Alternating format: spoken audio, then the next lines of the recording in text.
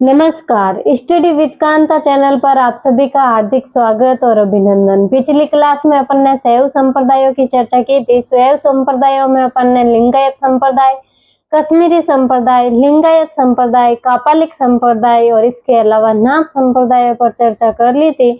आज अपन वैष्णव संप्रदाय के बारे में चर्चा करेंगे। वैष्णव संप्रदाय जिसमें भगवान विष्णु या फिर भगवान विष्णु के अवतारों की पूजा की जाती है। ठीक है, भगवान विष्णु या भगवान विष्णु के अवतारों से संबंधित जिससे पूजा की जाती है वो वैष्णव संप्रदाय है। ठीक है, वैष्णव संप्रदायों में कौन कौन से संप्रदाय शामिल है? सबसे पहला तो है अपने रामानंद या फिर रामानुज संप्रदाय, रामानंद या रामानुज संप्रदाय, वल्लभ संप्रदाय, गौड़ीय संप्रदाय के अलावा है अपने निम्बार्क संप्रदाय। इन सब की अपन डिटेल में चर्चा करेंगे। सबसे पहले चर्चा करते हैं वैष्णव संप्रदाय की परिचय के रूप में।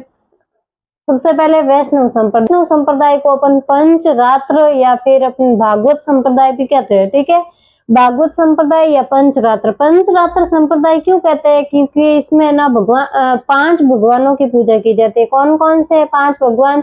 एक तो हो जाएंगे कृष्ण के भाई बलराम, इसके अलावा कृष्ण के पुत्र हो जाएंगे अनिरुद्ध और कृष्ण सांब हो जाएंगे और कृष्ण के पोते हो जाएंगे प्रद्युम्न एसीपी प्रद्युम्न नहीं है और ना ही छठे वित्त योग के अध्यक्ष है। ठीक है, ये प्रद्युम्न कौन है? कृष्ण का पुत्र, कृष्ण जी का पोता है। ठीक है, तो वैष्णव संप्रदाय इसको शास्त्रों में है ना भगवान विष्णु के 24 अवतार माने गए, लेकिन मत्स्य पुराण में भगवान विष्णु के कितने अवतार मिलते हैं आपको? तो 10 अवतार। 10 अवतार कौन कौन से हैं भगवान विष्णु के?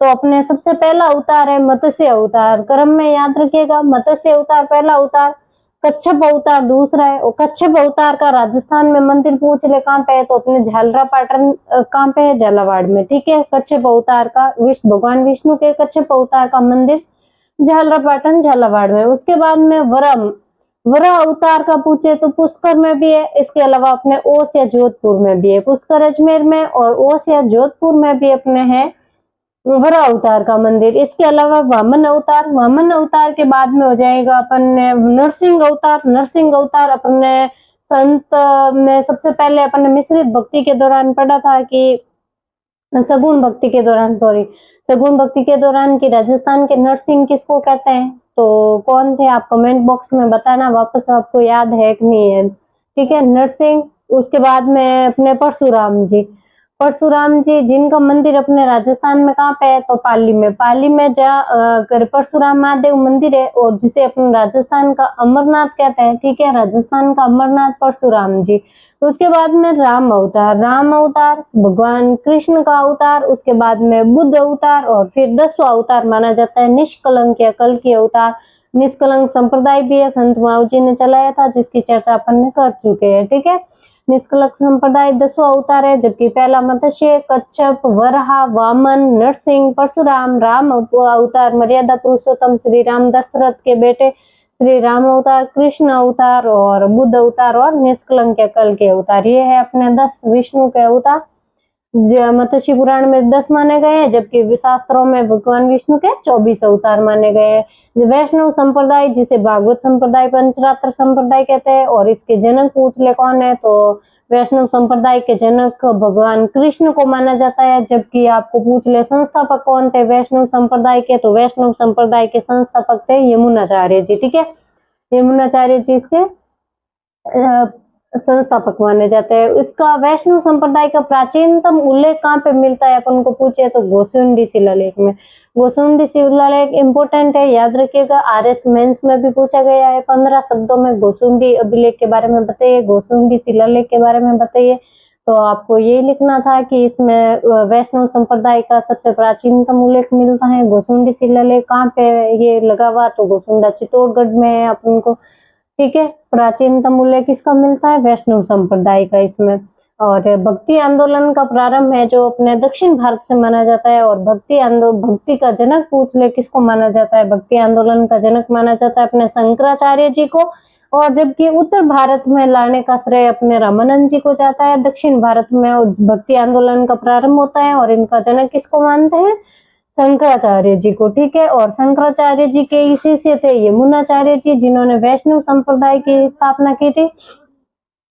शंकराचार्य जी के शिष्य थे यमुनाचार्य जी, और यमुनाचार्य जी जो वैष्णव संप्रदाय के संस्थापक थे। ठीक है, रामानुज संप्रदाय, अभी चर्चा करते हैं रामानुज संप्रदाय, जो किसने चलाया था? रामानुजाचार्य ने। रामानुजाचार्य कौन थे? तो यमुनाचार्य जी के शिष्य थे। यमुनाचार्य जी कौन थे? जिन्होंने वैष्णव संप्रदाय दिया था, और वैष्णव संप्रदाय में ही आता है रामानुज या रामानंद संप्रदाय। तो फिर रामानुजाचार्य कौन है? तो रामानुज संप्रदाय के प्रवर्तक रामानुजाचार्य जो यमुनाचार्य के शिष्य थे, और इनका जन्म पूछे तो कहाँ पे हुआ था? तो तमिलनाडु में इनका जन्म हुआ था। इन्होंने अपना केंद्र बनाया था कांची को। ठीक है, कांची को अपना केंद्र बनाया था, और वेदों की शिक्षा इन्होंने ली थी प्रकाश यादव जी से। प्रकाश यादव जी से ये वेदों की शिक्षा लेते हैं। इनका जन्म पूछे तो तमिलनाडु में होता है, और इनके गुरु पूछे तो यमुनाचार्य जी है। इसके अलावा अपने प्रकाश यादव भी है, क्योंकि इन्होंने वेदों की शिक्षा तो इन्हीं से ली थी। इन्होंने दर्शन दिया था विशिष्टाद्वैतवाद। द्वैतवाद का मतलब क्या होता है? दो है, जीव और ब्रह्म अलग अलग। इनके अनुसार जीव और ब्रह्म विशिष्ट है और अलग अलग है। ठीक है, इसीलिए हो गया विशिष्टाद्वैतवाद। ये दर्शन दिया था, किन्होंने दिया था? तो रामानुजाचार्य ने ये दर्शन दिया था। इनके ग्रंथ है, इंपॉर्टेंट है, याद रखिएगा। एक तो है श्री भाष्य और एक है वेदांत संग्रह। ठीक है, श्री भाष्य किसका है? तो रामानुजाचार्य का है। और वेदांत संग्रह किसका है? तो ये भी रामानुजाचार्य का है। अपन ने पढ़ा था अनुभवानी ग्रंथ। अनुभवानी ग्रंथ किसका है? तो आप कमेंट बॉक्स में बताना आपको कितना याद रहा है, मैं आपका रिविजन करवा रही हूँ। ठीक है, श्री भाष्य और वेदांत संग्रह किसके हैं? तो अपने रामानुजाचार्य जी के। ठीक है, भक्ति को उत्तर भारत में फैलाने हेतु इन्होंने कई शिष्यों की नियुक्ति की थी, जिसमें प्रमुख शिष्य रहे हैं रामानंद जी। रामानंद जी ही उत्तर भारत में भक्ति लाते हैं, इसीलिए कहते हैं द्रविड़ भक्ति उपजी, लायो रामानंद, प्रगट कियो कबीर ने, सात द्वीप नौखंड, द्रविड़ भक्ति उपजी, लायो रामानंद। यानी कि उत्तर भारत में कौन लेके आया था?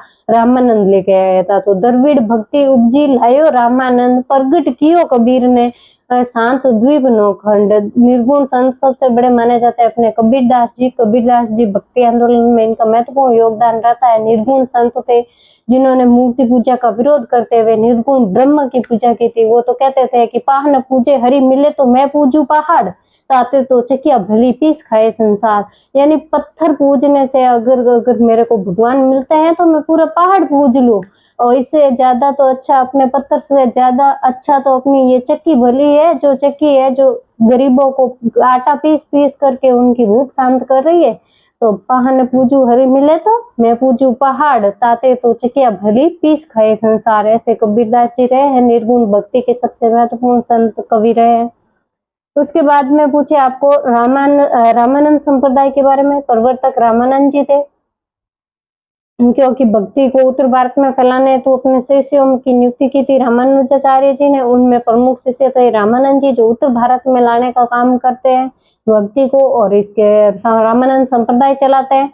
रामानंद संप्रदाय के प्रवर्तक थे रामानंद जी। ठीक है, रामानंद जी जिनका जन्म हुआ था प्रयागराज यूपी में, इलाहाबाद यूपी में, जिसका नाम हो गया प्रयागराज। ठीक है, इनके माता पिता का नाम पूछ ले रामानंद जी के, तो रामानंद जी के माता पिता का नाम था सुशीला और पुण्यदान जी। माता श्री का नाम सुशीला था, पिताश्री का नाम था पुण्यदान जी। किसके? रामानंद जी के। भक्ति आंदोलन को उत्तर भारत में लाने का श्रेय इन्हीं को जाता है। द्रविड़ भक्ति उपजी, लायो रामानंद, प्रगट कियो कबीर ने, सात द्वीप नौखंड। याद रखिएगा।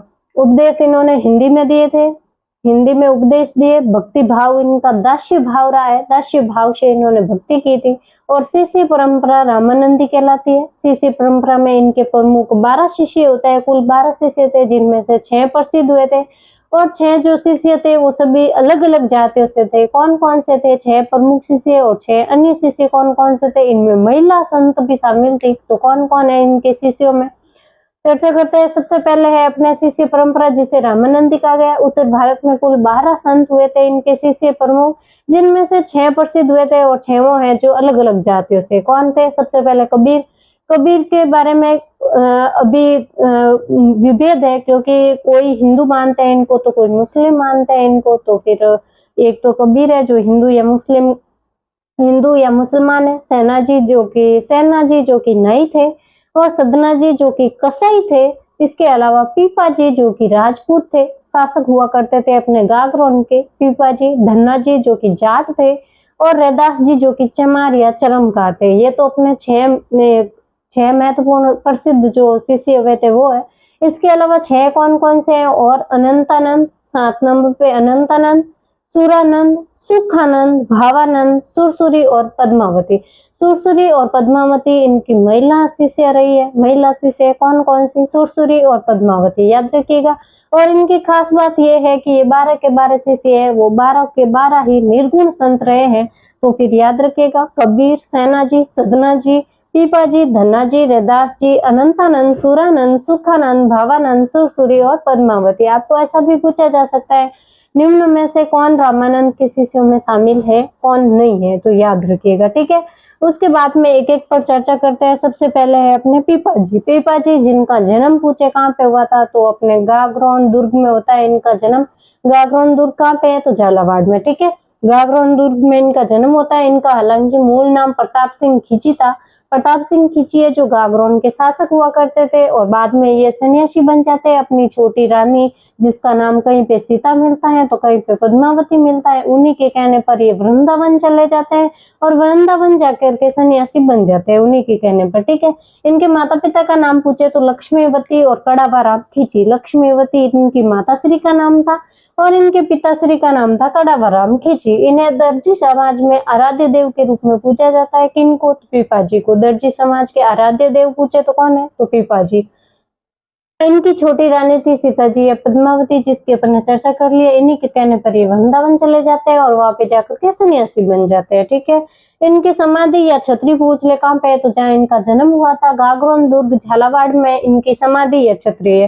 राजस्थान में निर्गुण भक्ति परंपरा की अलग जगाने का श्रेय किसको जाता है, तो अपने पीपाजी को जाता है, ठीक है। राजस्थान में निर्गुण भक्ति परंपरा की अलग जगाने वाले प्रथम संत है तो वो है अपने पीपाजी। इन्होंने एक ग्रंथ लिखा था, इंपोर्टेंट है, याद रखिएगा।